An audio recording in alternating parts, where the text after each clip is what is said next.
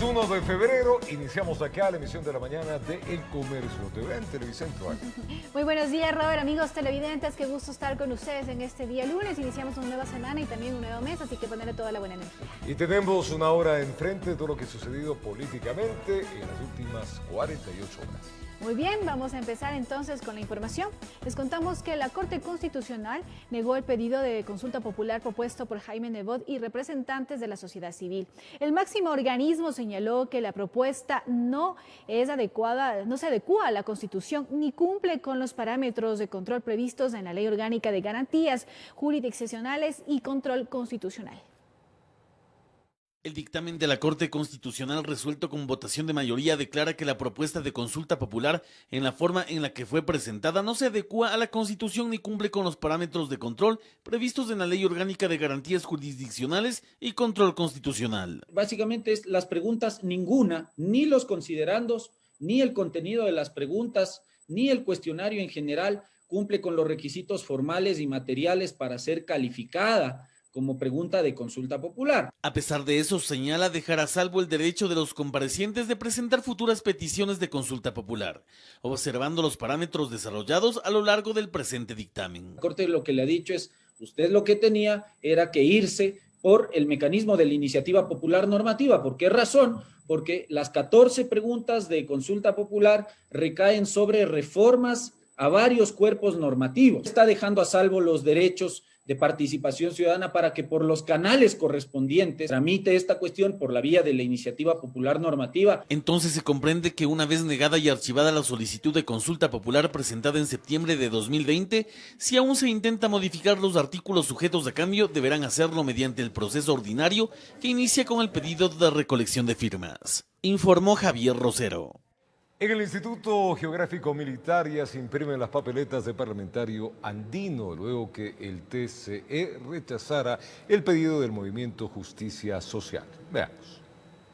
Desde la madrugada del domingo 31 de enero se inició la impresión de las papeletas de parlamentarios andinos en el Instituto Geográfico Militar. Así lo anunció la presidenta del Consejo Nacional Electoral, Diana Tamaín, a través de su cuenta de Twitter. La funcionaria aseguró que el proceso de distribución se realizará en los próximos días con el respaldo de las Fuerzas Armadas.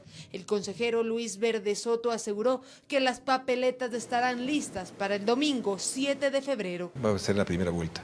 Ayer hemos convenido ya se ha logrado que luego de que el Tribunal Contencioso Electoral expresara contundentemente que terminan las causas relativas a este tema por parte del movimiento que trató permanentemente de diferir esto a través de generar recursos en torno a la elección de parlamentarios andinos, se ha podido mandar a imprimir las papeletas están en curso, serán incluidas e integradas al kit electoral y estarán presentes en todos los ecuatorianos. Se va a elegir parlamentarios andinos, no hay ninguna posibilidad de cambio. El proceso de impresión se vio estancado días antes debido a varios recursos presentados por el movimiento Justicia Social. El último pretendía conseguir más tiempo para incluir a sus candidatos a parlamentarios andinos. Finalmente, el Tribunal Contencioso Electoral rechazó la solicitud al considerar que el movimiento político no tomó la precaución de contar oportunamente con la documentación habilitante para la inscripción de sus candidatos. En total son 13.107.547 las papeletas que se deberán imprimir referente a parlamentarios andinos, en las que se incluyen las candidaturas de 15 partidos políticos. La presidenta del Consejo Nacional Electoral enfatizó que harán todo lo posible para que dichas papeletas lleguen al extranjero. Sin embargo, este lunes el Pleno del CNE reunirá para analizar la situación debido a que en varias ciudades existen restricciones y el tiempo se acorta. Informó Valeria Navarro. Y entre las dignidades que se deberán elegir el próximo domingo están 5 parlamentarios andinos. Pero, ¿qué funciones desempeñan dichos funcionarios? Se lo contamos en el siguiente reportaje. Este 7 de febrero en las urnas los ecuatorianos elegirán a 5 representantes para el Parlamento Andino, organismo internacional en el que Ecuador forma parte junto a Colombia, Perú, Bolivia y Chile.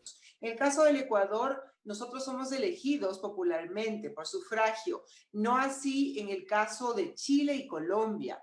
Chile y Colombia, ellos también son 5, pero ellos son delegados de su Congreso. ¿Cuáles son las funciones que realizan los parlamentarios? Permite que la normativa que nosotros realizamos sea llevada al pleno de sus congresos y que eventualmente se pueda convertir en una ley de vigencia y de acatamiento en cada país. El número de normativas presentadas a la Asamblea Nacional ha sido el siguiente. Lastimosamente no se ha llevado ninguna porque tenemos ese impedimento, ¿no? Que nosotros no somos parte del Congreso. Por pedido de la Asamblea, ante la presencia de buques chinos cerca de las Islas Galápagos, el Parlamento ha trabajado en normativas que permitan a la comunidad controlar la pesca ilegal.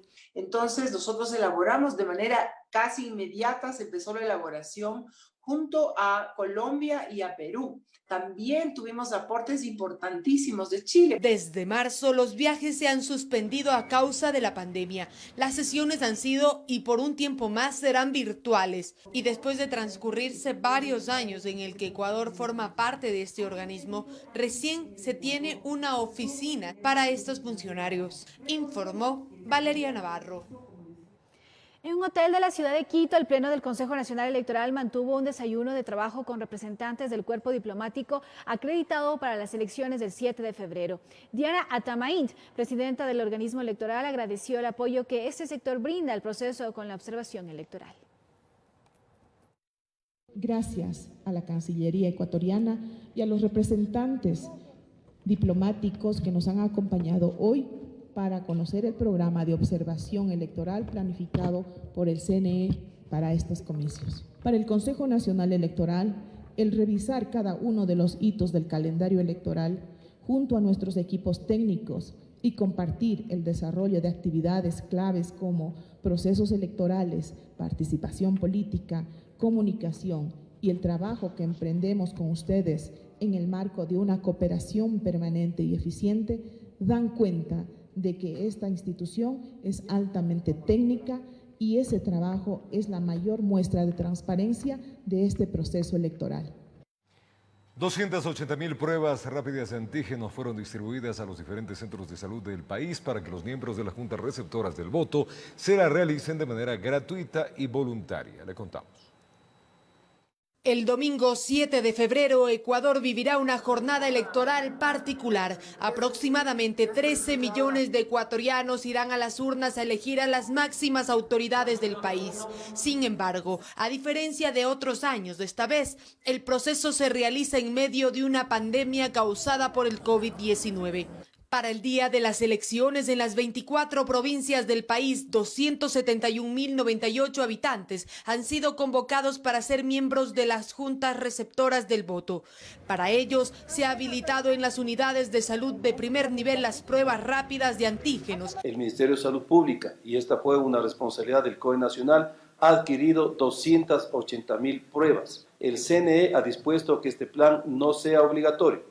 Por lo tanto, tiene la característica de opcional. Sin embargo, llamamos a la conciencia de los miembros de las juntas receptoras del voto para que usen este plan que, vuelvo a insistir, es gratuito. Los resultados serán entregados en 15 minutos. De dar positivo a COVID-19, deberán realizar aislamiento domiciliario de 10 días. Cada miembro de la junta receptora del voto deberá acudir a los centros de salud adscritos a su dirección de domicilio con su cédula de identidad y el nombramiento emitido por el Consejo Nacional Electoral. La atención se dará a partir de este martes 2 de febrero hasta el viernes 5 en el horario de 8 de la mañana a 5 de la tarde.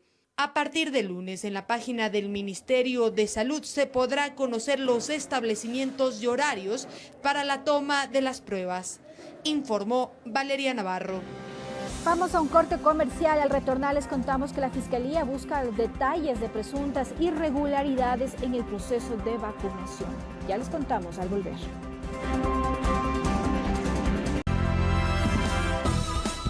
7:15 en la mañana, es tiempo de recibir acá en la edición matutina del Comercio TV al asambleísta Pavel Muñoz.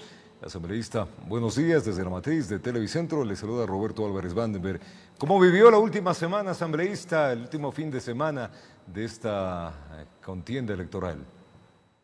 Roberto, buenos días. Un gusto conversar con usted y lo propio con la audiencia de TVC.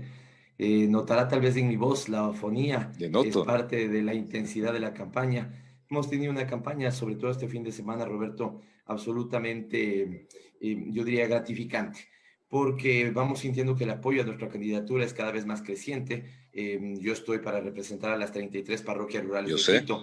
Es el territorio que más me toca cubrir. De todas maneras, es un territorio extenso. Quito tiene una diversidad y una amplitud inmensa, así que hemos cubierto una gran cantidad de territorio, nos hemos encontrado con mucha gente, e insisto, Roberto, que estamos como muy, muy, muy contentos. Entendemos que estamos cerquita de que esto se dirima sin penales en términos futbolísticos, que pueda ser en una sola vuelta, pero eso lo único que hace es comprometernos aún más para trabajar como si no tuviéramos un solo voto, así que nos ha ido bastante bien. ¿Dónde va a encaminar, asambleísta, su reelección? ¿Por dónde va a hacer su trabajo en caso justamente de que llegue nuevamente pues, a la Asamblea Nacional? Dos andariveles, Roberto. El uno, darle viabilidad a la propuesta de nuestro próximo presidente Andrés Arauz, porque usted entenderá y la ciudadanía lo entiende, Roberto, gobiernos que no tienen una mayoría sólida en la Asamblea Nacional patinan por la poca capacidad de implementar sus propias propuestas. Así que nosotros vamos a dar viabilidad sobre todo a ese primer gran eje que hemos planteado para recuperar el trabajo, el futuro y la dignidad. Y el primer eje relacionado con el trabajo supone la inversión de más de 8.400 millones de dólares en los próximos años para generar 800.000 plazas de empleo en el Ecuador. Esto supone, en lo que compete en el ámbito legislativo, dar viabilidad para que esos 3.000 millones de dólares previstos de crédito a los gobiernos autónomos, 3.000 millones de dólares de crédito previstos para los pequeños negocios, emprendimientos, pequeñas, medianas empresas, puedan tener, cuando es del caso desde la Asamblea Nacional, el empujón necesario.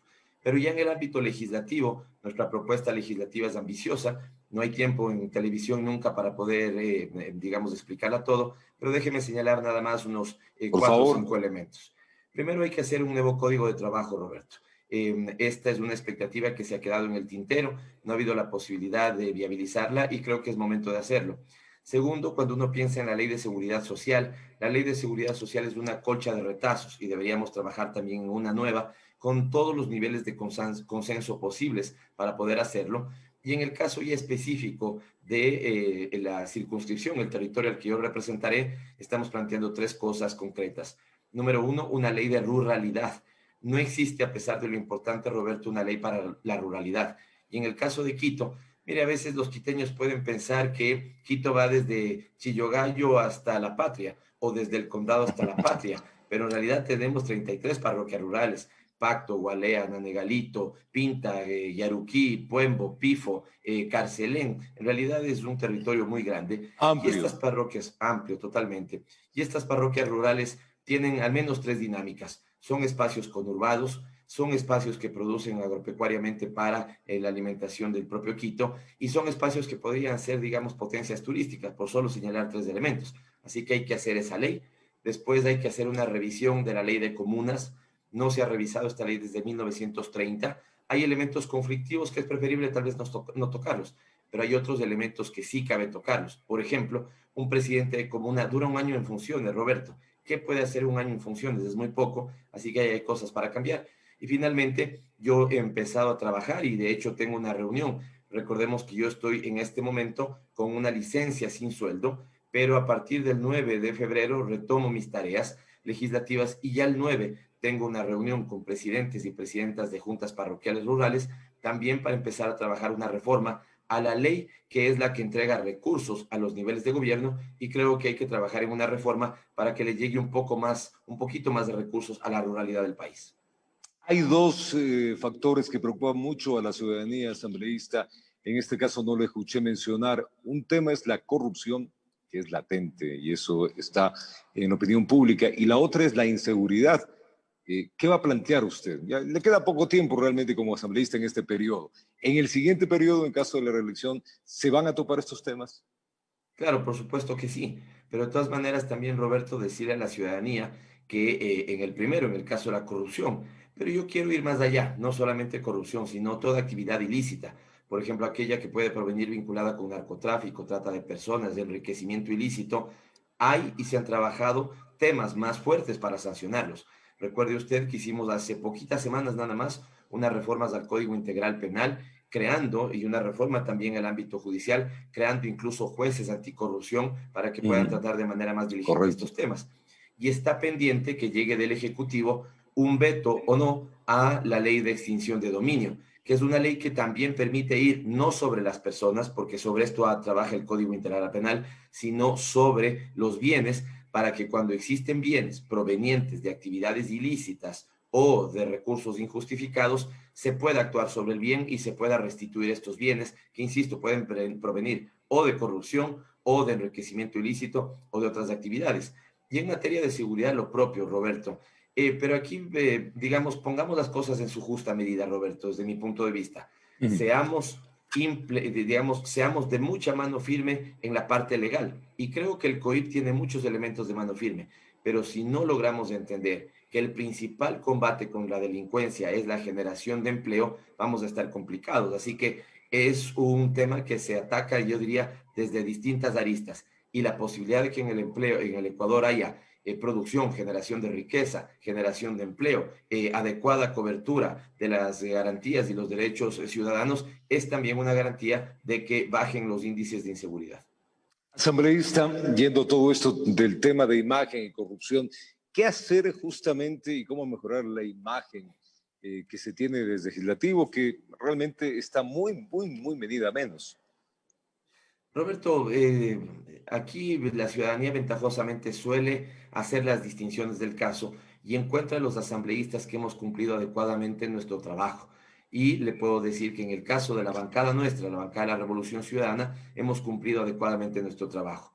Roberto, usted no habrá reseñado en noticias que alguno de nuestros asambleístas esté vinculado con el tema de reparto de hospitales, que alguno de nuestros asambleístas tenga un carnet de discapacidad, si lo tiene, que en nuestro caso no lo tenemos, en los 30 asambleístas no lo tenemos, pero hay gente que incluso teniéndolo, dice que no escucha bien para comprarse un carrazo y mejorar su problema auditivo. A nosotros no nos encontrará en ese tema. Con lo que quiero decir esto, Roberto, es que la gente puede hacer las distinciones del caso, pero es evidente que hemos tenido que ser parte de una asamblea totalmente mediocre. Y esa asamblea totalmente mediocre, Roberto, pasa por estos elementos. Ha sido mal administrada. Hemos tenido incluso 3 presidentes de la asamblea en estos 4 años. Segundo, no han trabajado de cara a las preocupaciones de la gente. Mire, yo presenté, por ponerle un ejemplo, Roberto, un proyecto de ley para combatir el problema de los débitos indebidos. Y el presidente de la Asamblea Nacional lo que decidió es poner eso en el cajón del olvido, en la refrigeradora, y congelar ese proyecto de ley. Por lo tanto, esta Asamblea, lastimosamente, le ha dado la espalda a los temas centrales de preocupación ciudadana, la seguridad que usted anotaba, la producción, la generación de empleo. Así que también para cambiar esa imagen tan desgastada, lo que hay que hacer son cosas sencillas, tampoco 1.000.000 de cosas imposibles. ¿Cómo fortalecemos? Primero, con una administración de la Asamblea que se encargue de poner en debate los temas de preocupación. Segundo, con asambleístas que presentemos iniciativas de ley y no solamente reformas al cambio del orden del día para hacer un exhorto que no sirve de nada a la función ejecutiva de que cumpla su rol. Tercero, Roberto, exigiéndole al Ejecutivo, a la Presidencia de la República, que cumpla también las disposiciones legales. Déjeme ponerle un ejemplo simple, pero que es muy decidor. Una de las leyes más importantes que hicimos en este periodo fue la que combate y busca erradicar la violencia contra las mujeres. ¿Sabe usted, Roberto, en el último registro que hay, hace 2 años, cuánta plata le entregó el Ejecutivo para erradicar la violencia contra las mujeres? 800.000 vergonzosos dólares para ese propósito, cuando ese mismo año entregaba 9 millones de dólares de compra en armamento para defensa. Así que si usted hace leyes en la Asamblea Nacional y no le exige al Ejecutivo, Roberto, que cumplan, estamos perdidos. Y otro ejemplo, porque esta nos toca a todos. Yo fui el proponente y se aprobó con votos unánimes en la Asamblea Nacional la ley para combatir la tramitología impertinente que ahoga a los ciudadanos de parte del Estado. El gobierno nacional, esta ley se aprobó hace 3 años, ni siquiera termina de hacer los reglamentos, Roberto, para la ejecución de esa ley. Así que también para mejorar el desempeño legislativo hay que exigirle al Ejecutivo que cumpla su trabajo. ¿Cómo evalúa su gestión asambleísta de estos 4 años? Roberto, siempre hay que ser autocrítico y es posible que nos haya faltado ser un poquito más, pero déjeme decirle que la evalúo también de manera muy positiva, por las siguientes razones. Yo he presentado cerca de 8 iniciativas legales, les voy a decir cuáles, digamos las más importantes. Actualicé el Código de Comercio, que es un código que no se actualizaba desde 1906. Fui el proponente y aprobé con unanimidad la ley para combatir la tramitología, los trámites ineficientes que pone, digamos, el Estado sobre el ciudadano. Presenté una ley, Roberto, para combatir los débitos indebidos. ¿Recuerda usted, Roberto, y ciudadanía, que aparecieron un montón de ciudadanos que les habían debitado 25 centavos, 35 centavos, 60 centavos? Muchos de ellos sin la autorización del ciudadano. Presenté un proyecto de ley para que esto tenga mucha más fuerza. Lastimosamente, el presidente de la Asamblea no le ha dado tratamiento. Presenté una reforma de un artículo, Roberto, pero un artículo que le va a permitir al ámbito de la salud y al ámbito de la educación tener más recursos, porque cuando se reforma el Código de Planificación y Finanzas Públicas para que se haga efectivo el cumplimiento de que se le entregue 0,5% adicional cada año a salud y educación, sin trampas, sino basándose en el presupuesto más alto, esto también sí va a poder hacer.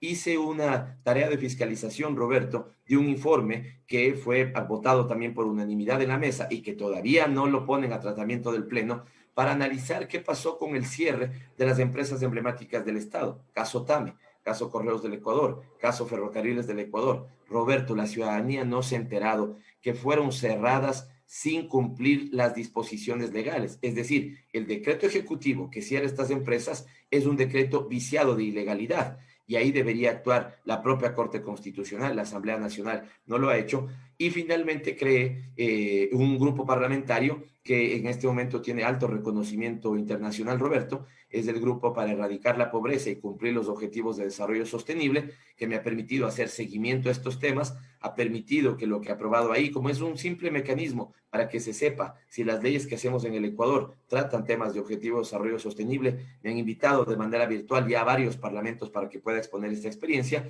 y hace poquitas semanas, antes de entrar a la época de campaña, presenté una ley que también es muy, muy importante, que es la ley para generar el sistema de protección y promoción social, que tanto bien va a hacer a las familias que están en vulnerabilidad, pobreza o extrema pobreza, en situaciones como estas, como las de pandemia, para que puedan tener protección del Estado, pero también para que el Estado las impulse y puedan salir autónomamente adelante.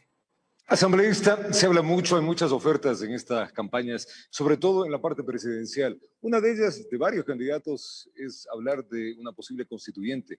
¿Usted como asambleísta está de acuerdo? Hay que pensarlo bien. Nosotros, como parte de UNES, Unión por la Esperanza, nuestro próximo presidente y vicepresidente Andrés Arauz Carlos Rabascal, en las listas número 1, lo que hemos planteado es un proceso constituyente, Roberto. ¿Qué implica esto? O sea, hemos planteado todo un eje, tercero, el de dignidad, que tiene que ver con la recuperación de la institucionalidad en el país.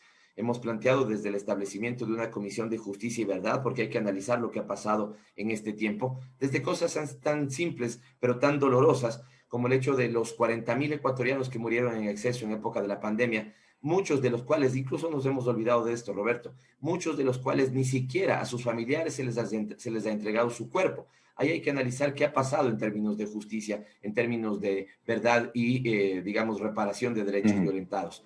Y en el ámbito ya más directamente institucional, hemos planteado un proceso constituyente que debería venir en el establecimiento de la Asamblea Nacional, una comisión específica para el efecto. No descartamos una consulta popular, Roberto, para temas que puedan ser sensibles, y si las condiciones lo ameritaran, una Asamblea Nacional Constituyente acotada para temas puntuales también podría ser una opción, pero creo que esto habría que ponerlo también, Roberto, en el marco de un amplio diálogo y consenso nacional para saber cuál de estos tres mecanismos que yo le he señalado, comisión legislativa, consulta popular o Asamblea Nacional Constituyente, es lo más pertinente en este momento.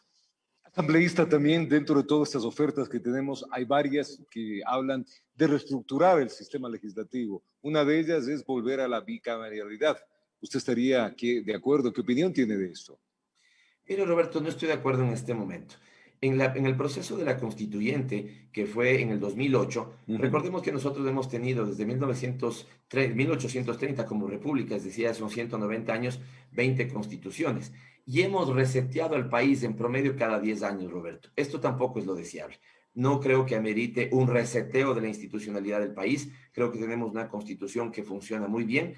Y cuando se discutía la constitución de Montecristi, yo era partidario de una bicameralidad. pero que venía asociado, Roberto, con toda una reestructura, si usted quiere, incluso territorial del Estado, la creación de regiones autónomas, unos parlamentos regionales, es decir, era toda una, si usted quiere, reforma política integral.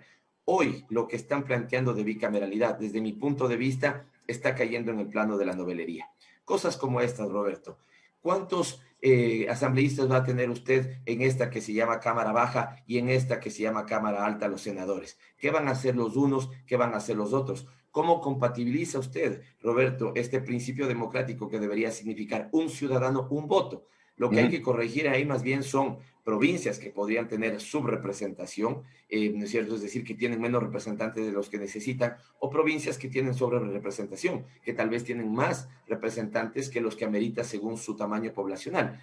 Así que creo que han planteado el tema de la bicameralidad solamente para plantear ahí la elección de las nuevas autoridades de control, queriendo eliminar el Consejo de Participación Ciudadana y Control Social. Pero yo le diría a Roberto, cuando nos desapegamos del odio, cuando pensamos con un poquito más de calma, ¿qué hubiera pensado la ciudadanía, Roberto, si esta asamblea, que tiene 5% de credibilidad, hubiera elegido a las nuevas autoridades de control? Así que yo creo que la calentura no está en las sábanas. Cuando tenemos una función de transparencia y control social que puede tener defectos, lo que hay que hacer, Roberto, desde mi punto de vista, es corregir los defectos. Aquí tenemos el problema de querer tirar el agua sucia de la tina, pero con todo y niño adentro. No, lo que hay que hacer es hacer un buen diagnóstico, que funciona mal, corregir eso, pero no querer resetear el país cada 10 años. Y creo que la bicameralidad, ya lo hemos debatido en la Asamblea Nacional, tiene mucho de novelería y me atrevería a decirle que no hay realmente fuerza política hoy en la Asamblea que apoye la tesis de la bicameralidad.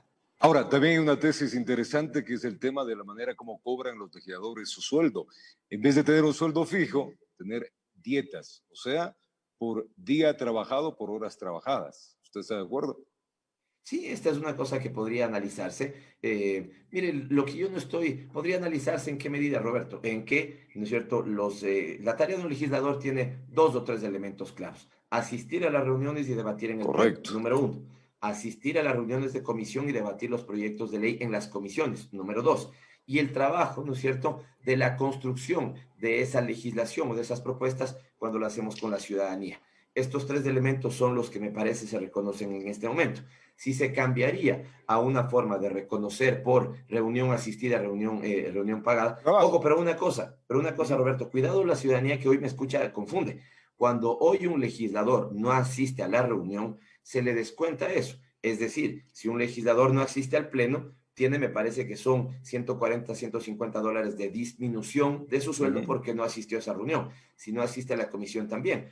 Digo porque a veces da la sensación que se plantea esto como si hoy un legislador nunca iría al pleno, igual cobraría su sueldo. Eso tampoco es así, Roberto, ¿no es cierto? Habría un cambio seguramente de la forma en la que esto se pueda calcular. Yo no le vería a eso ningún problema. Lo que no va a escuchar de mi parte, Roberto, son esas propuestas que me parece son irresponsables y populistas que le dicen, no, una asamblea de 14 personas ganando $130 de básico, como proponen en otro lado, eso bastaría. Eso también sería una irresponsabilidad. Así que yo estoy de acuerdo con cualquier cosa que exija más transparencia de parte del trabajo legislativo hacia los ciudadanos, 100% de acuerdo. Lo que no caigo es en el lado populista de decirle, con 14 asambleístas ganando $130 mensuales, ya está bien. Eso me parece que cae en el campo de propuestas irrealizables, populistas, y que me parece que incluso son irresponsables con la ciudadanía. Asambleísta, desearle éxitos en esta última semana electoral y bueno, a convocar evidentemente al trabajo a todos los ecuatorianos. Mucho éxito, asambleísta. Gracias, Roberto. Yo creo que la elección del próximo domingo es absolutamente esencial y nosotros siempre decimos, recibirá 4 papeletas. Tome la decisión democrática que usted quiere, pero si los ciudadanos queremos recuperar trabajo, futuro y dignidad, todito uno con Andrés Arauz. Muchísimas gracias por esos saludos. Gracias, asambleísta Pavel Muñoz, conversando de su posible reelección y también algunos temas interesantes sobre las propuestas que se tiene al Parlamento de nuestro país. Nosotros hacemos una pausa, ya venimos con más.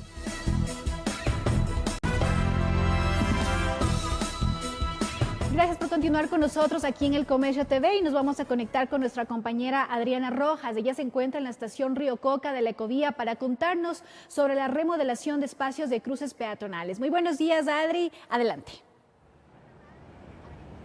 Ali, amigos televidentes, muy buenos días. Así es, nos encontramos en los exteriores de la estación Río Coca, acá en el norte de la capital, para contarles acerca de este proyecto de seguridad vial, de movilidad segura que implementa el municipio de Quito a través de la empresa de obras públicas EMOB y la empresa pública de pasajeros. Y es que qué importante es el tema de la seguridad vial, en la cual nos hace mucho, todavía falta aprender a todos los ecuatorianos, y es precisamente lo que ha querido el municipio de Quito iniciar a través de este proyecto de repotenciar los pasos y los pasos cebras para la seguridad vial. Por eso se encuentra con nosotros Rafael Carrasco, él es el titular de la EMOB. Gracias por acompañarnos acerca de este proyecto. ¿Qué nomás se está implementando dentro de la seguridad vial? Buenos días. Muchas gracias, muy buenos días, muchas gracias por estar aquí presentes.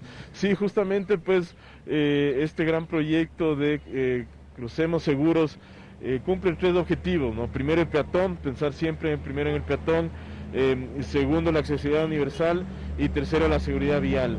Entonces se han implementado temas de señalética horizontal, señalética vertical, temas de volardos, con una visión también de urbanismo táctico, que lo que generan es la disminución de la velocidad de los vehículos, tanto de transporte privado como de transporte público, y justamente empezamos aquí en estas zonas tan importantes como la estación de la Ecovía, aquí en la Río Coca, y la estación también del trole en la zona del recreo.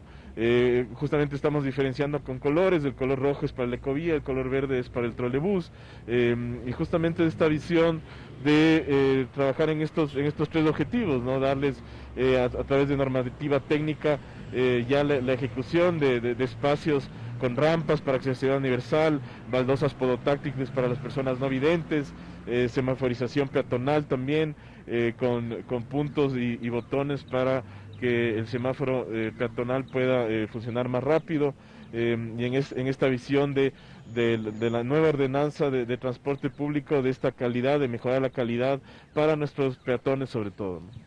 Este proyecto ha iniciado aquí en la Río Coca. ¿En qué otras estaciones posteriormente se irá aplicando? Bueno, ya la tenemos implementada aquí en la estación de la Río Coca, la tenemos implementada también en la estación del recreo del trolebús.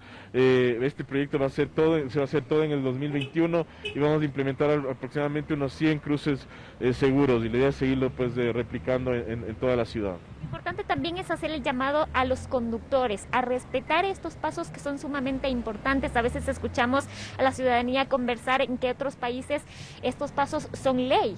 Así es, esto es normativa, esto es ley, esto hay que cumplirlo, y justamente yo creo que con esta visión vanguardista de utilizar nuevos colores, nuevas formas de los pasos cebra, conocidos como los pasos cebra, generan pues este impacto también en el vehículo.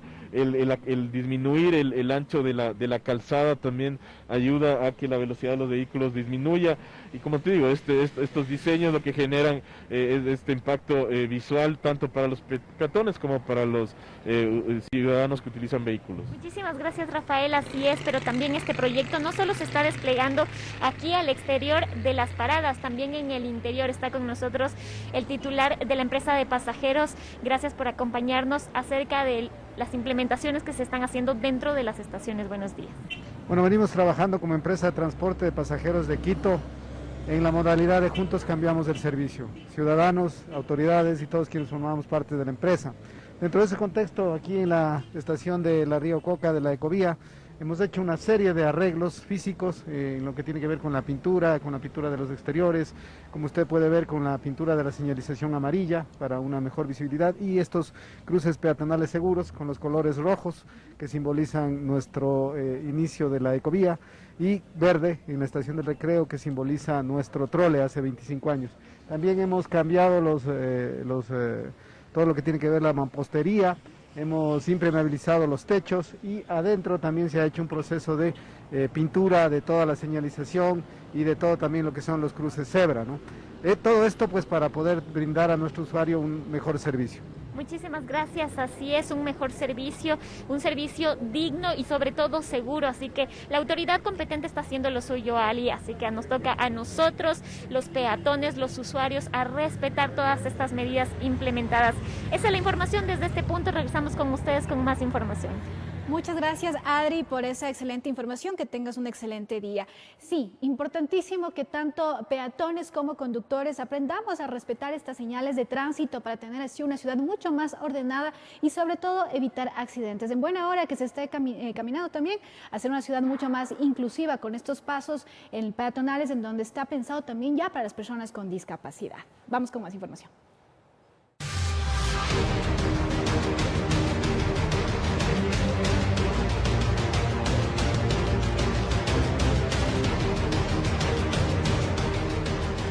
Decisión Electoral 2021. Andrés Briones es el candidato asambleísta nacional por el movimiento Construye de la lista 25. Vamos a conocer un poco más las propuestas de campaña y lo que ofrece en materia de seguridad en caso de ganar en los comicios para esta dignidad. Veamos. Andrés Briones, ingeniero en Administración y Ciencias Políticas de 38 años de edad, ha trabajado en el ámbito privado y público. En el 2018 fue secretario del Gabinete Económico y en el 2019 asumió la dirección general del Instituto Nacional de Economía Popular y Solidaria. Ahora encabeza la lista de legisladores nacionales por el movimiento Construye de la lista 25. Su propuesta se basa en la inclusión económica y social. En inclusión social vamos a trabajar por mejorar la calidad y la cobertura educativa. Necesitamos garantizar una buena conectividad a Internet en todas las escuelas. Vamos a trabajar también en una reforma integral en la seguridad social, que con valores diferenciados y subsidios y apoyo del Estado permita que todas las personas en el Ecuador tengan acceso a la red hospitalaria, a la seguridad social y una jubilación digna. Para la reactivación económica indica que buscará trabajar en el frente del emprendimiento. La simplificación de procesos para crear empresas va a ser mi principal trabajo el próximo año en la Asamblea y lo voy a complementar con la generación desde la Asamblea de un proyecto de ley que permita otorgar y facilitar líneas de crédito para todos los ecuatorianos y reducir los costos, aplicar costos diferenciados para los empresarios y los emprendedores que en cualquier momento de su vida deciden crear una empresa. En materia de seguridad ciudadana propone impulsar una política clara de control de migración en Ecuador. Hay que establecer mejores controles, antecedentes penales de las personas que entran y monitorear su paso por el país para minimizar cualquier tipo de alerta o inseguridad ciudadana. Y tercer componente que es importante, el tema de los centros de rehabilitación, que vean oportunidades para salir como técnicos, para salir con una profesión, con una carrera en esos 6, 4, 12 o el tiempo que dura la pena. Y se define como un ciudadano que quiere hacer política para dar soluciones. Ahora este ciudadano ecuatoriano pascualeño de corazón quiere hacer política, pero una política en donde el ciudadano se convierta en el centro de la gestión. Informó Roselena Vascones. Vamos a otros temas. Ya llegaron los kits electorales a la provincia del Guayas. El material ya fue clasificado y está listo para el respectivo traslado a diferentes recintos electorales, que en los próximos días, pues en la delegación provincial se informó que los kits biológicos aún no llegan a esta dependencia. Veamos. Los contenedores llegaron la mañana de este sábado y domingo custodiados por uniformados de las Fuerzas Armadas desde Quito. Tenían en su interior los 9.100 kits electorales que se necesitan en la provincia de Guayas este 7 de febrero para las elecciones generales. Hay que recordar que en los paquetes no vienen las papeletas de parlamentario andino, ya que por el tema del proceso que está en el Tribunal Contencioso Electoral aún no se pudo definir.